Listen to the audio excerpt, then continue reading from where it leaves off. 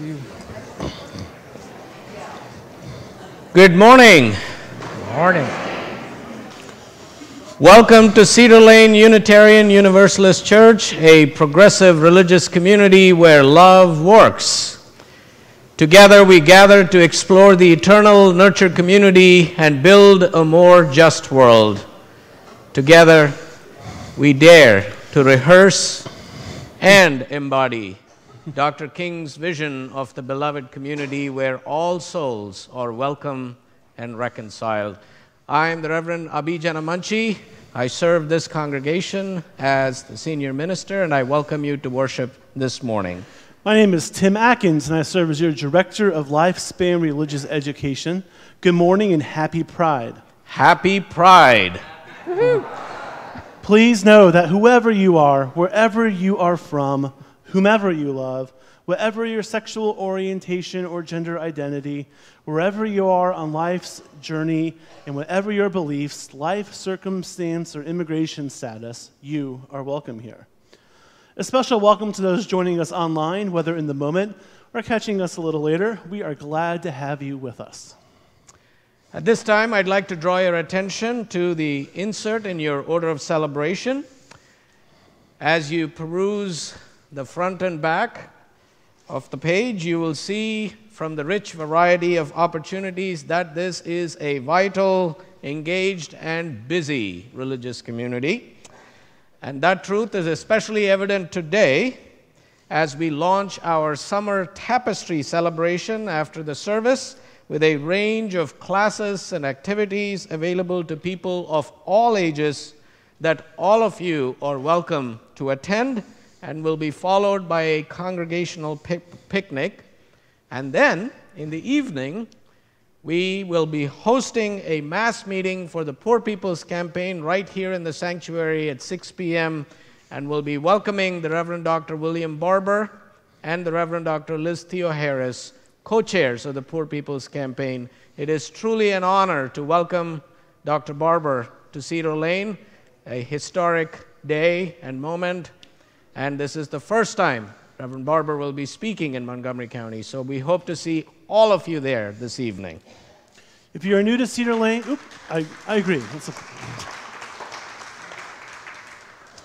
If you are new to Cedar Lane, we have a small gift for you. Please raise your hand if you're comfortable doing so, and keep it raised for just a moment so our ushers can find you. And please join us after the service for coffee and conversation. If you choose to use a yellow mug, our members and friends will be sure to greet you. And after the service, we launch our 3-week-long Tapestry, multi-generational religious education program based on our 7th principle, the interdependent web. If you need a look at the classes being offered, you can check out your insert in the order of service or stop by the religious education table in the hall after the service. As we move into our time of worship, all are invited to light a candle at the side of the sanctuary, signifying a personal joy, sorrow, or concern. And you will find today Bob Harrison, who is our pastoral visitor. Thank you, Bob, who will be present by the table after the service if anyone needs a listening ear. And now, let us experience firsthand the joyous, loving community that is Cedar Lane by extending a warm welcome to each other, especially our guests. Good morning. Good morning. Good morning. Good to see Morning. you. Good morning.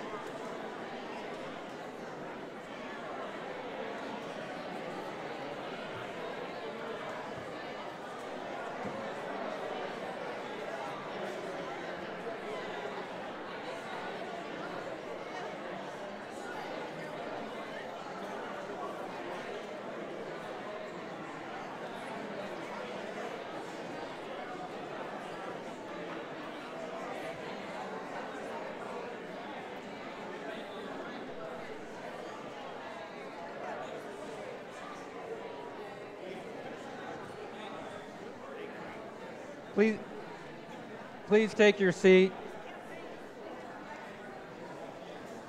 Thank you. Please take your seats.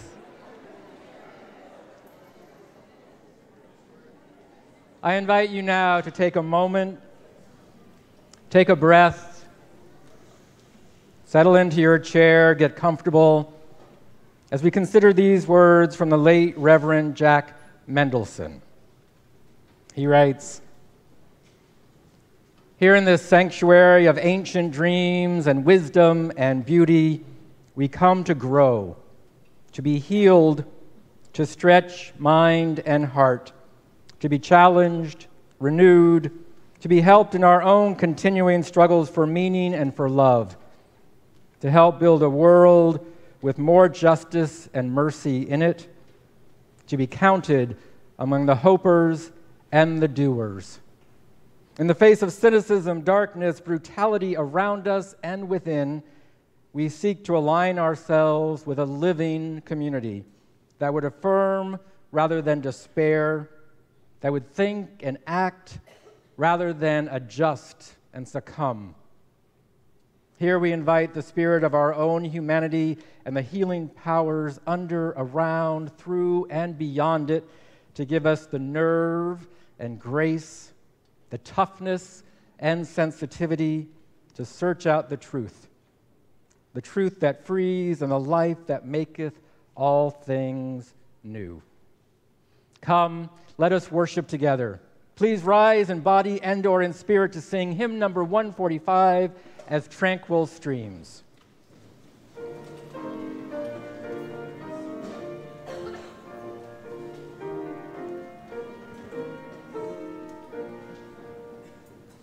As tranquil streams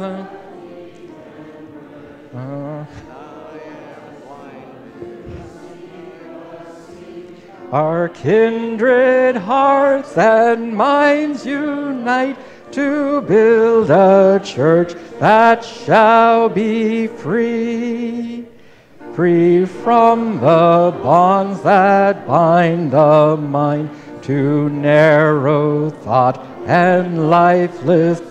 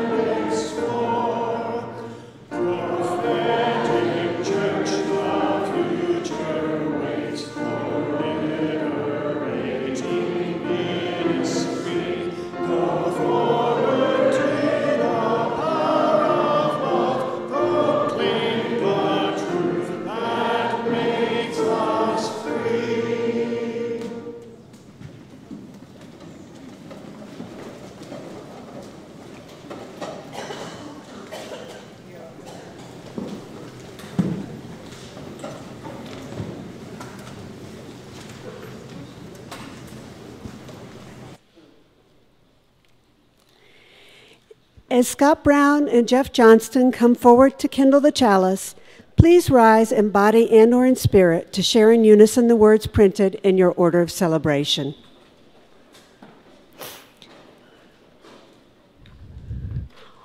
Open your hearts to the wonder of worship.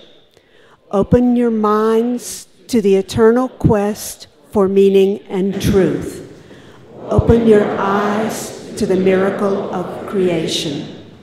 Open your arms to the embrace of your fellow creatures. Open your souls and let the divine sweep in. Please be seated.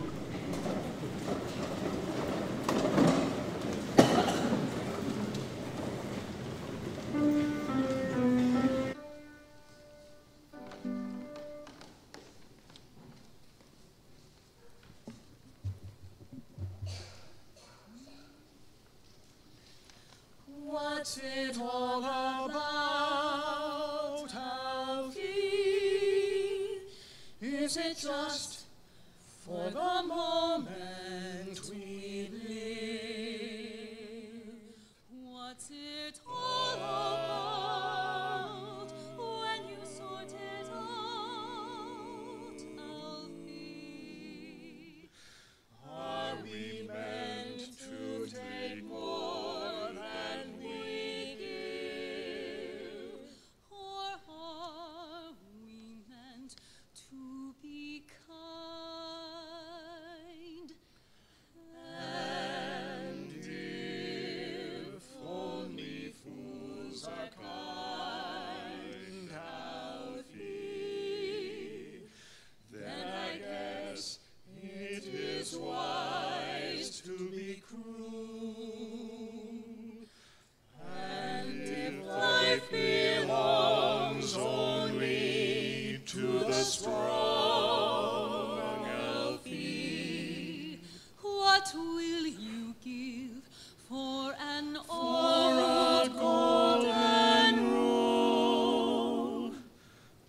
As sure as I believe, there's a heaven above, Alfie.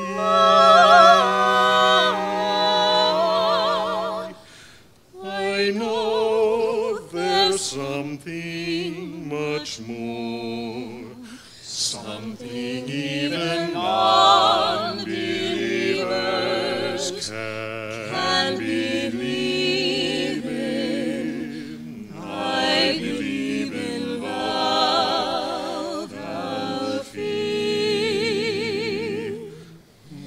Without true love, we just exist, Alfie. Until you found the love you've missed, you're nothing, Alfie. When you walk, let your heart lead the way. And you'll find any day.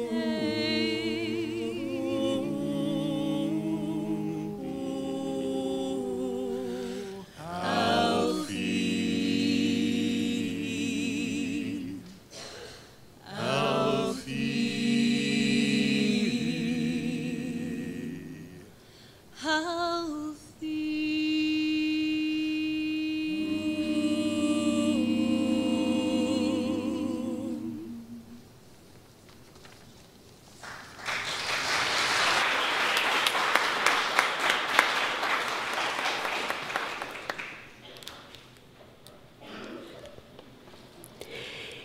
Each time we gather for worship, we set aside time to expand the caring ministry of this congregation.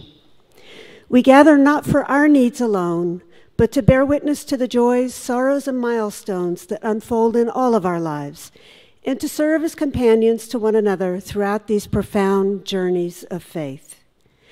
We gather to build a place of solace and healing, a place of welcome and hope, a place of belonging and joy.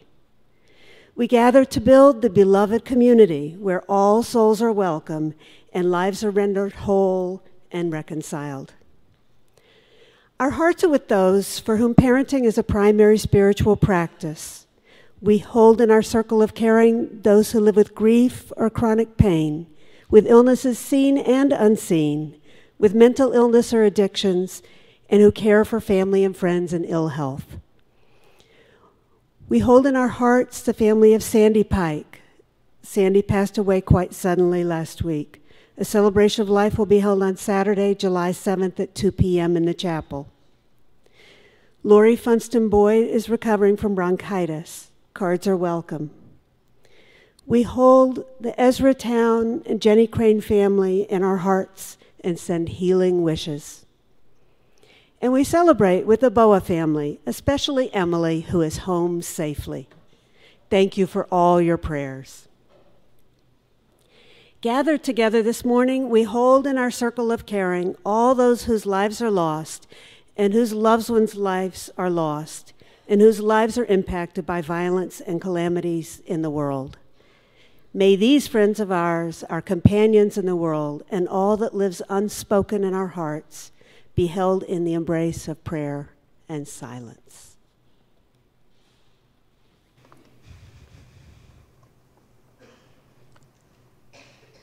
Let us center ourselves for a time, inviting our mind, body, and spirit into this space made sacred by our presence and the presence of the holy, in which we live, move, breathe, and have our being. Would you join me now in the spirit of prayer and meditation? Nameless one of many names, God beyond our understanding, yet closer to us than our breath, love that will not let us go. In this month where we as a nation celebrate the lives and the struggles of our lesbian, gay, bisexual, transgender, queer, intersex, and asexual siblings. We gather in remembrance and celebration. We gather with sorrow and grief for those whose pain was unbearable and who left us too soon. We gather with gratitude and confidence that a sense of community such as this is present for all those who need it, and that banishes loneliness and isolation.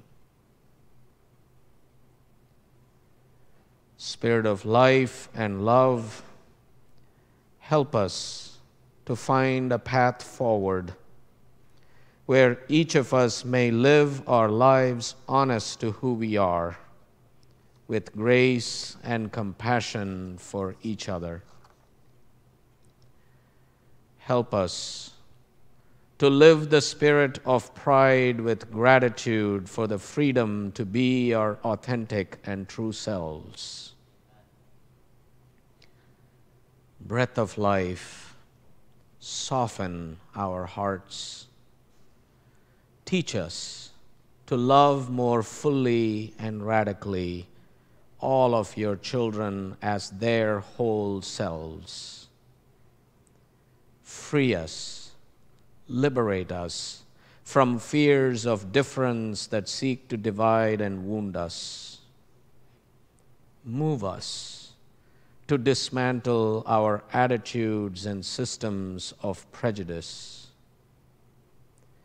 Renew in us a deeper commitment to make this a household of faith for all people, gay, bisexual, lesbian, transgender, and straight, that all who worship and minister here may know the grace and challenge of faith. May we live the spirit of pride with the courage and strength that comes from challenging fear and prejudice, that comes from the commitment to work for justice still ahead. In our life together, O Spirit, grant us minds and hearts eager to learn, reluctant to judge, and responsive to the leading of your loving, guiding Spirit. And with the rainbow flag flying high, a sense of beloved community among us, and the joy that comes from building and sustaining connections, help us, guide us, inspire us to live the spirit of pride.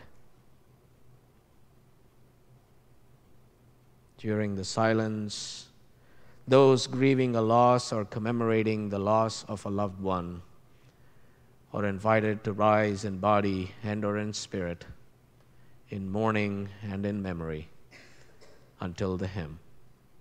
Let us enter the silence together.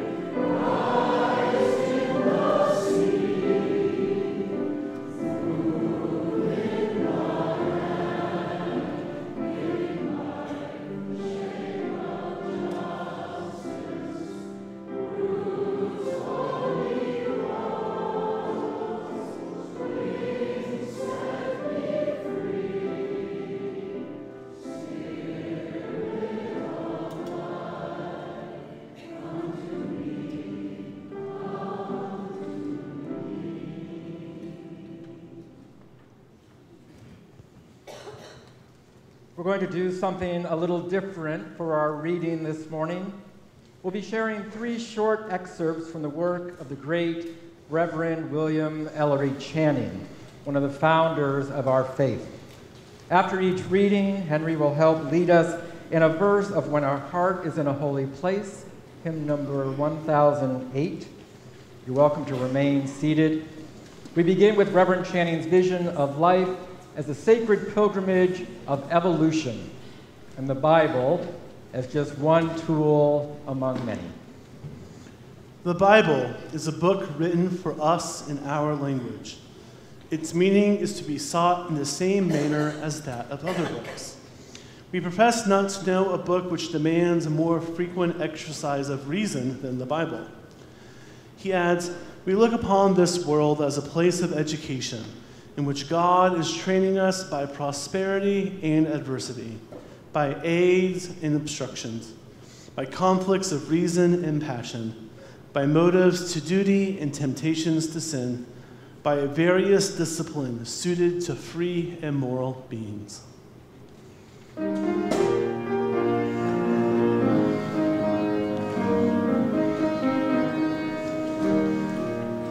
When the heart is in a holy place,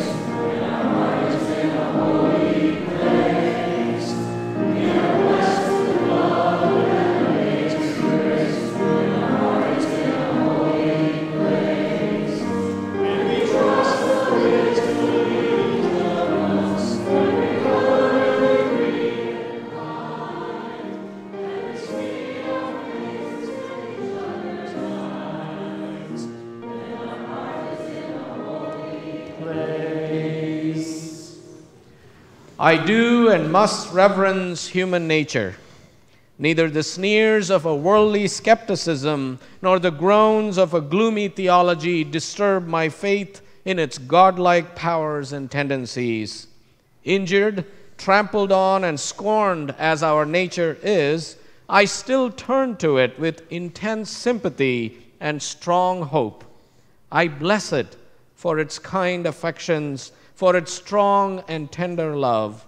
I honor it for its struggles against oppression, for its growth and progress under the weight of so many chains and prejudices, for its achievements in science and art, and still more for its examples of heroic and saintly virtue. These are the marks of a divine origin and the pledges of a celestial inheritance. And I thank God that my own lot is bound up with that of the human race.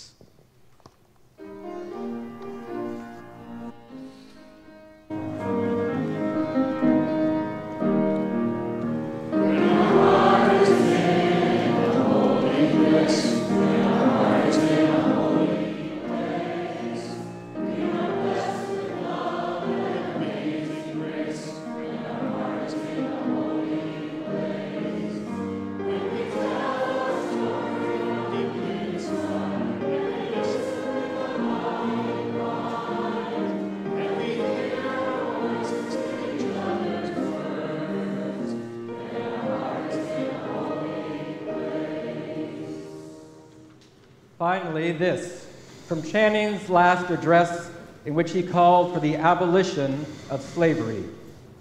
He writes, "Nature has implanted in all souls the thirst, the passion for liberty. Nature stirs the heart of the child and prompts it to throw out its little limbs in restlessness and joy and to struggle against restraint. Nature impels the youth to leap, to run, to put forth all his power, to look with impatience on prescribed bounds, to climb the steep, to dive into the ocean, to court danger. Nature's life, nature's impulse, nature's joy is freedom. A greater violence cannot be conceived than to rob the human being of liberty. What is the end and essence of life? It is to expand all our faculties and affections. It is to grow, to gain by exercise new energy, new intellect, new love. It is to hope, to strive, to bring out what is within us to press toward what is above us. In other words, it is to be free.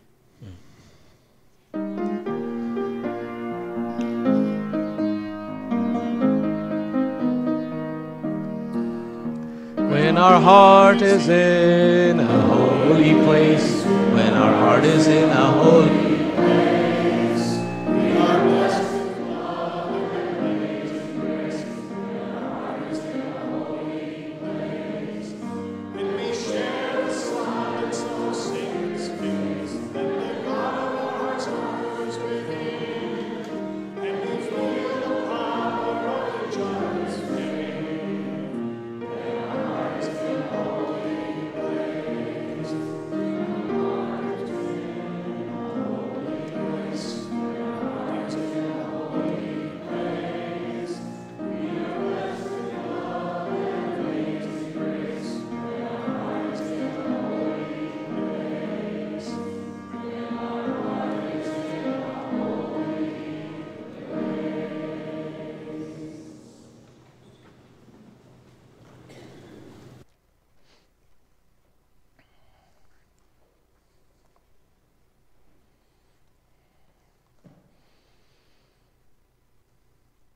These last weeks have been a time of enormous change. As you know, I graduated from Wesley Seminary just a month ago, was contracted to begin my first professional ministry with our partner church, Davies Memorial in Camp Springs. And today I complete these amazing, rich, and challenging, beautifully challenging 2 years of internship. It's an exciting time, and a time touched with sadness. I loved being in seminary. I loved that my purpose, my work, was to study. It's sad to leave that behind, and it is a great joy to be moving simultaneously deeper into a faith movement, a calling where study is honored, even expected. One of the great joys of this past year at Cedar Lane was discovering that my mentor, your senior minister, is not only a wise and gentle and brilliant teacher, he's also a Unitarian Universalist history geek. It's an official title that I can only aspire to. For we are not a new religion.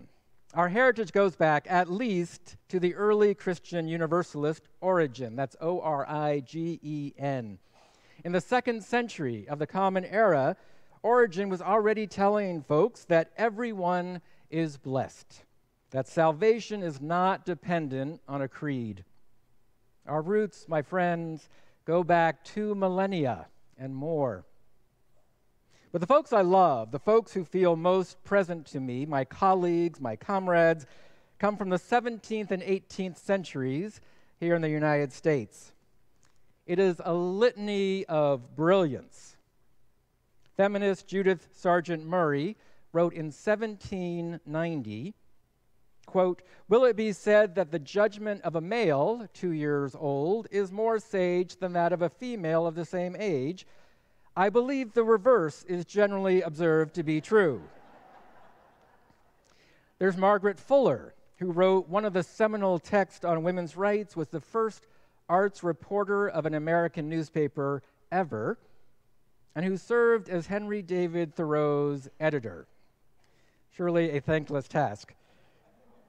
And of course, there's Thoreau himself, who wrote a book whose actual title is Civil Disobedience. There's his buddy, Ralph Waldo, who taught us that God transcends all things, that the divine mystery runs through and within and among us. And there's Frances Ellen Watkins Harper, an African-American woman who spoke these prophetic words at a women's rights convention in 1866. She said, "You white women speak here of rights. I speak of wrongs. Let me go tomorrow morning and take my seat in one of your streetcars, and the conductor will put up his hand and stop the car rather than let me ride. Going from Washington to Baltimore this spring, they put me in the smoking car. They did it once. But the next time they tried it, they failed, for I would not go in. I felt the fight in me. So many prophets in our long history, so many men and women to lift up and to learn from, to emulate. These are our people. But there is one who speaks to my heart more than all the others. I don't often talk about my personal life, but a few months ago I sat down with my partner, Gary, who's here this morning. I hope you don't mind my sharing this. It's kind of too late if you do. We were out to dinner, and I told Gary that I had something important that I needed to share with him, a confession. I said, I am so sorry. I know this is going to hurt, but I have an enormous crush on William Ellery Channing. Gary laughed, but there's truth in the statement. And it turns out it's not an entirely ridiculous idea, except that he's, dead. But if you read between the lines of Channing's own memoir, it seems likely that he was what we today would call a gay man. And it's clear that he struggled mightily with that knowledge. Of course, there are the academics and the theologians who will work night and day to prove this untrue, who will deny us our role models, as they have attempted to deny us so many in our rich LGBTQIA history. But here today on Pride Sunday, I claim William Ellery Channing as one of my people. And I do that with pride, for on May 15th, 1819, 199 years ago, Channing preached a sermon in Baltimore that brought Unitarianism out of the closet, and that declared defiantly what we as Unitarians stand for and what we reject. You heard some of those ideas during our readings. The Bible is a work of literature and should be read as literature. The human race, though injured and trampled upon, is divine in its origins. Nature's joy is freedom. When I first read Channing, I found my own long-held theological stance expressed in profound detail. 2 centuries ago, he answered the big question: why are we here? What is the purpose and meaning of our lives? My man Bill told the congregation in Baltimore that morning that life's purpose is education. Not the mere acquisition of knowledge, but the journey through life, the lifetime of experience that brings wisdom and a growing, evolving awareness of the divinity that we carry within. He says it straight out. We look upon this world as a place of education. And he portrays God as our teacher. Quote, God is training us by prosperity and adversity, by aids and obstructions, by conflicts of reason and passion, by motives to duty and temptations to sin. Life itself, with all its gifts and its challenges, is our classroom. In true Unitarian fashion, Channing's emphasis on life as education is illuminated by his insistence on the full humanity of Christ. He rejects the idea that Christ is somehow a split personality, half human and half divine. He says instead that Christ is like us, fully embedded in the entire experience of a human life, from the throes of adolescence through the confusion of physical passion and amidst the complex and challenging love of family and friends. Jesus becomes an example for how we might live. He becomes something to reach toward, not a miraculous entity that we either believe in or don't. With his emphasis on the humanity of Christ, Channing grounds us in the here and now. While looking forward to something like heaven, he reminds us that, quote, we desire in our pilgrimage here to drink into the spirit of that better world. To drink into the spirit of that better world. To help bend that arc of the moral universe. This struck close to home during my last weeks of seminary. It's a Methodist seminary, so many of my peers have a different theology than ours. They are as committed to social justice as we are, but come to it from a different angle. I listened quietly one afternoon as my classmates in a course on preaching God's transformative justice agreed that we must always remember our fallen state. Their intentions were good. They saw racism and oppression, for example, as part of humanity's fall. The fall for them was a measure of accountability. But I leaned forward in my chair, I raised my hand, and I took the opportunity to share our Unitarian Universalist rejection of the fall, of original sin, which I pointed out is not mentioned anywhere in the Bible. I lift up instead our focus on original blessing. With Bill Channing hovering nearby, I suggested that reaching toward becoming our best selves might be more productive than dwelling on a supposed fall in our mythical past with its trappings of guilt and shame. I know that I was heard and appreciated, but I fear I made no converts. I speak of converts only half jokingly. Unitarian Universalists seldom talk about evangelizing, but when I look back to the 18th and 19th centuries in this country and imagine the enormous weight lifted from the shoulders of the faithful as they recognized and rejected the debilitating effects of Calvinism with its focus on sin and punishment and guilt, and when I see a similar burden still lying across the shoulders of my classmates and friends, I wonder if evangelizing might be work worth doing. For if Channing is correct, and the purpose of life is an education, a pilgrimage that brings us closer to an understanding of the divinity within, surely we have some responsibility to help others along the path, to help relieve them of the burden that they carry. That doesn't just mean opening the eyes of some Methodist seminarians. It means pursuing the social justice work that strives to guarantee everyone a full experience of life. In Channing's time, that work largely entailed the abolition of slavery, which he saw as an obstacle to personal growth for both the oppressed and the oppressor. In our time, it means, most obviously to me, abolishing the death penalty. In death, the pilgrimage of a lifetime ends, and in an execution, the end of that pilgrimage is state-sanctioned, sanctioned by us. The opportunity to grow, to learn, to repent and redeem is brought to a close at our hands. Ensuring that others have the freedom to pursue their life's journey might mean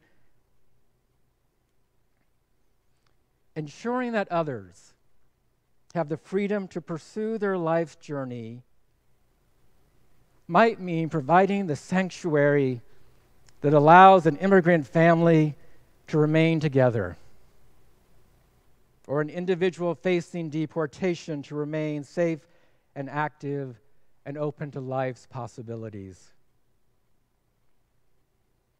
It might mean working to make the language of equal opportunity a reality so that our pilgrimage isn't narrowed by society's response to our race or gender or sexual orientation or economic status or intelligence or ability. It certainly means that doing the hard work of self-examination, of recognizing where we, individually and collectively, are an obstacle to each other's learning. The repercussions are huge if we embrace the idea of Channing's, that education, in its broadest sense, is the purpose of our existence. We would have to acknowledge that we have not arrived, that we're not done ever, that there is always more to learn, that there will always be truths masked by our individual perspectives, by our fears and our defenses. We would have to adopt a spiritual practice of curiosity, of being always in a state of wonder and expectation. We would have to be fully aware of the past, but not live in it. We would have to listen more than we speak and offer up more questions than answers. We would need to move out of our comfort zones and forward into the unknown. I'm going to move out of my comfort zone and into the unknown in about 20 minutes. I'm going to do it with excitement and with sadness and with gratitude. You are so much a part of my pilgrimage. You have given me a place to try and to fail. You have presented me with challenges, and you have given me your trust. I look out this morning on a room full of teachers, a community of mentors, and a community of fellow pilgrims. I am so grateful to have journeyed with you these 2 years. And I wonder what lies ahead for you as a community and as individuals. What challenge will you accept or seek out? Where do you see an opportunity to take the more difficult path? The path that leads to new learning, to a new way of being in the world. Will you have the courage needed to take that path? Big questions. What is the end and essence of life? Channing asks. It is to expand all our faculties and affections. It is to grow, to gain by exercise new energy, new intellect, new love. It is to hope, to strive, to bring out what is within us, to press toward what is above us. In other words, it is to be free. May it be so. Amen.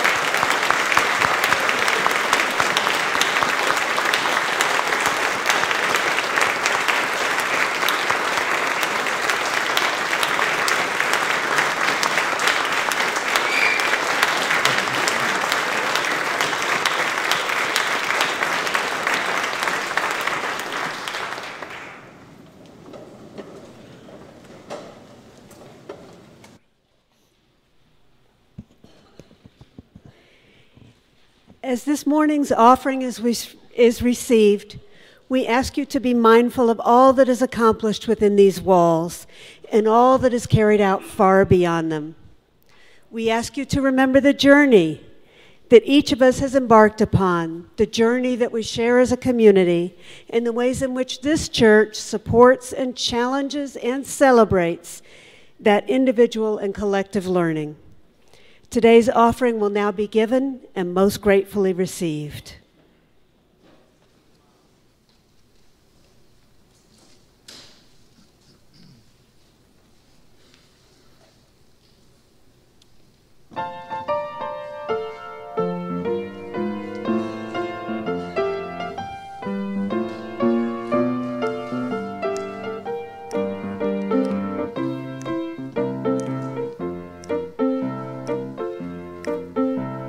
I'd like to give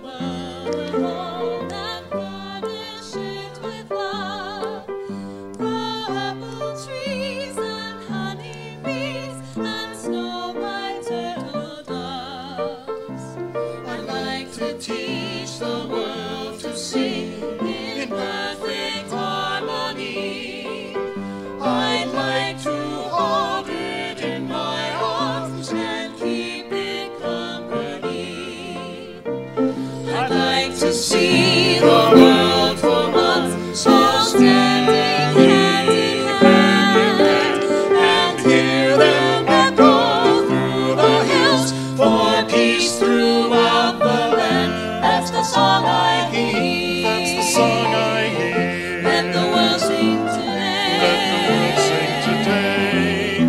A song of peace that echoes on and never goes away. I'd like to build the world a home and furnish it with love. Grow apple trees and honey bees and snow white turtle doves. I'd like to teach the world to sing in a perfect harmony. I'd like to hold it in my arms and keep it company. I'd like to see the world for once, so standing hand in hand, and hear them echo through the hills, for peace throughout the land. That's the song I hear. To teach the world to That's the world sing sing today. over and over. That's the song I hear. I'd like to teach the world to That's the world sing sing today. over and over. That's the song I hear. I'd like to teach the world to sing. I'd like to teach. I'd like to teach. I'd like to teach the world to sing.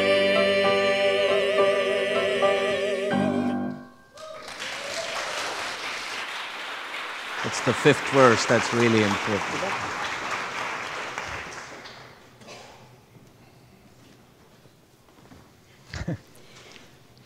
For the gifts we have given and for the gifts that we receive, we offer our deepest gratitude.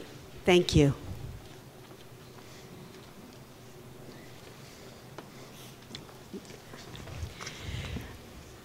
About 2 years ago, we invited Norman Allen to serve as our intern minister. Norman came to us with many gifts, including years of experience as a teacher and a playwright, deep capacity to communicate with and relate to others, and true dedication to a spiritual journey to becoming a Unitarian Universalist minister.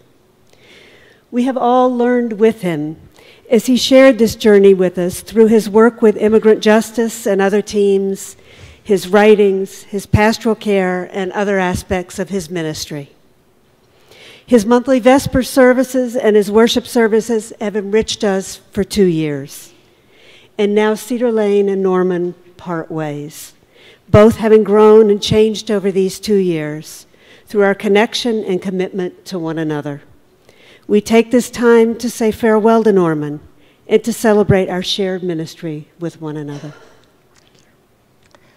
So, Norman, I always get nervous when it feels like you're going to go off script. something I know you've come to cherish about me.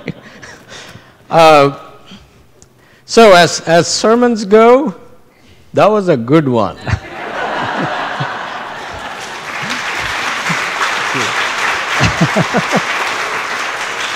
Thank you. Especially for being a Unitarian Universalist history geek, as you framed me.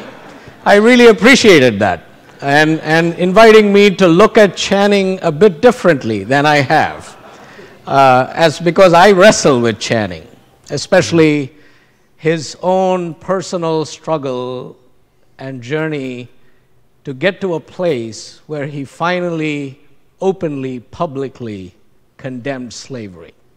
So there's an aspect to Channing's ministry that, while I appreciate the whole cloth of it, there are particular aspects. So thank you. And again, it is wonderful to have, as an intern minister, someone who shares that love and passion for our history and heritage. So it's been a joy working with you, and in many ways, seeing you grow into a call that was already present when you arrived, even though you were struggling to see it, we could. And to be this place that has helped that flame to burn so brightly is truly a blessing. And Gary, this is the first of many services where you're going to be featured with or without your knowledge. So get used to it, or I'll give you Lalita's number. You can call her for support. It is said that there are 5 elements to a good farewell. Thank you, I am sorry, I forgive you, I love you, and goodbye. Through this ritual, we offer Norman a good farewell and release him from his covenant of ministry with us at Cedar Lane as our intern minister. So I invite us, in reading responsively, the litany that's printed in your order of celebration.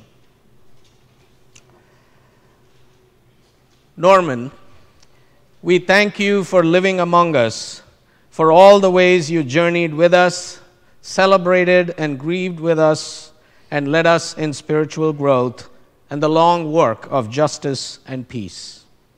We thank you for your service, for the courage to invite us into hard questions, for your commitment to our spiritual lives, for your positive attitude even in difficult situations, and for continuing to lead even when faced with personal challenges and sorrows.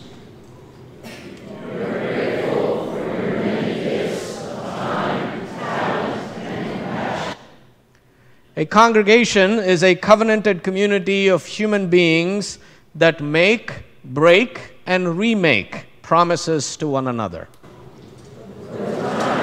When we fail to be our best selves, we ask for forgiveness. I too am a human being and have brought gifts and imperfections to our relationship. May you too accept my full humanity. For the beauty and uniqueness of every human soul.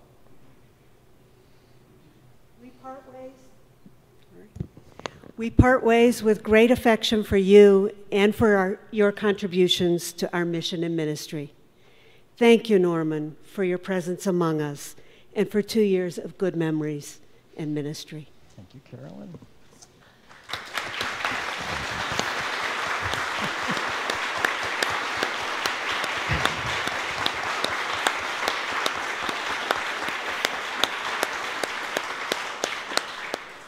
Norman, as a member of your internship team, I am pleased to present you with 2 gifts from the congregation. One is a robe for you to wear through your ministry, remembering all you gave to us and what we can give to you. Thank you. And the second is this envelope. Thank you. You're welcome. The robe's in the mail. Okay. It'll be Thank coming you. shortly. Thank you, Norman. I want to take a moment and thank Carolyn and the whole my support committee. I'm looking at them around the room. Thank you so much. It was such a joy to work with you and to be supported by all of you. Thank you. Thank you. Thank you. Norman Allen, we release you from your covenant of leadership with Cedar Lane Unitarian Universalist Church. And while our shared ministry has ended or is ending, our ministry to spiritual seekers of all ages will continue on, enriched by your leadership these past 2 years, just as your call to religious service will enjoy a life beyond these walls. So we release you to your new calling. Take our love, our gratitude, and our blessing with you. I thank you for choosing me. I thank you for welcoming me into your lives and all the ways you supported me as your intern minister. You have taught, shaped, encouraged, forgiven, and guided me and have been my companions in spiritual growth, ministerial formation, and justice making. I carry with me into my ministry all that you have helped me become. I leave you with my love, my gratitude, and my blessing. Thank you. Thank you.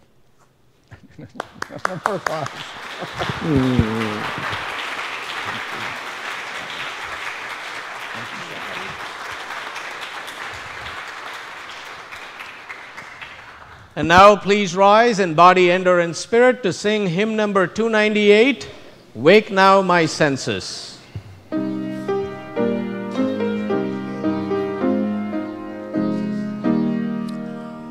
Wake now my senses and hear the earth call. Feel the deep power of being in all. Keep with the will of creation your vow. Giving, receiving as love shows us how. Wake now my reason, reach out to the new. Join with each pilgrim who quests for the true. Honor the beauty and wisdom of time. Soften thy limit and praise the sublime. Wake now compassion, give heed to the cry. Voices of suffering fill the wide sky. Take as your neighbor, both stranger and friend, praying and serving their hardship to end.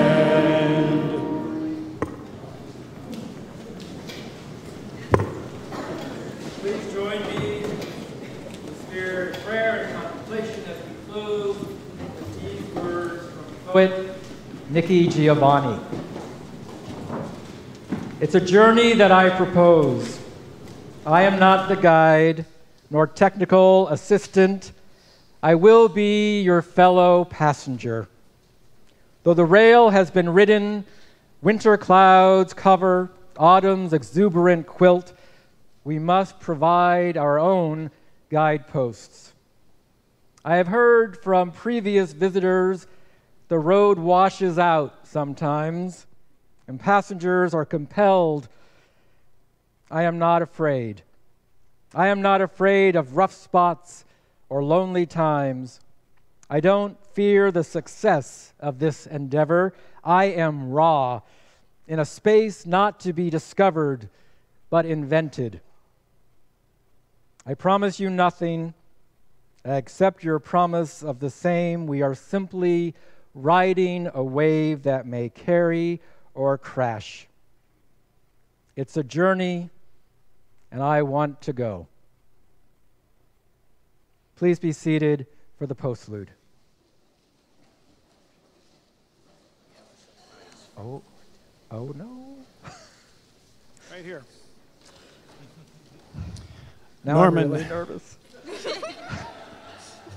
We never let a minister who leaves us plan the entire service.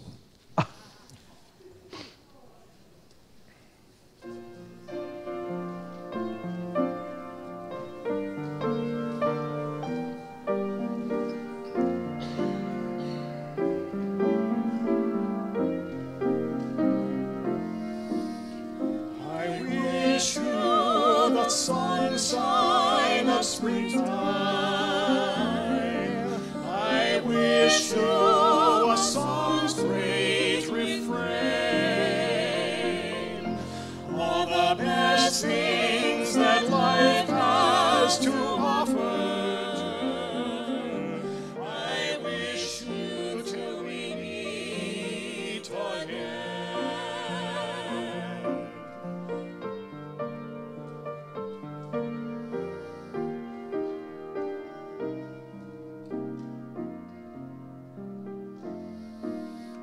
I wish you the soft winds of summer. I wish you the ripple of rain, all the best things that life has to offer. I wish you the best things that we meet again.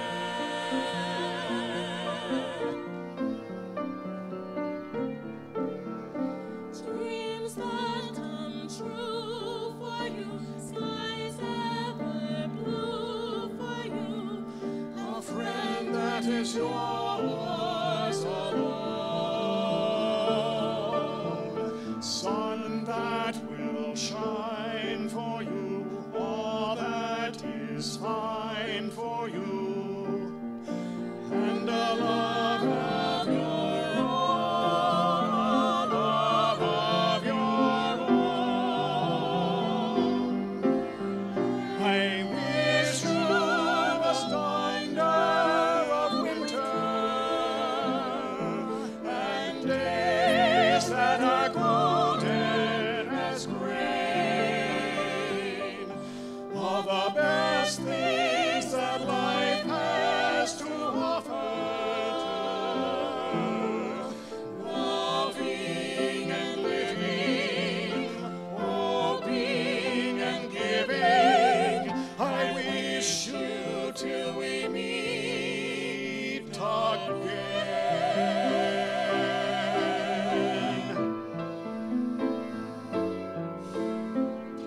I wish you till we meet again.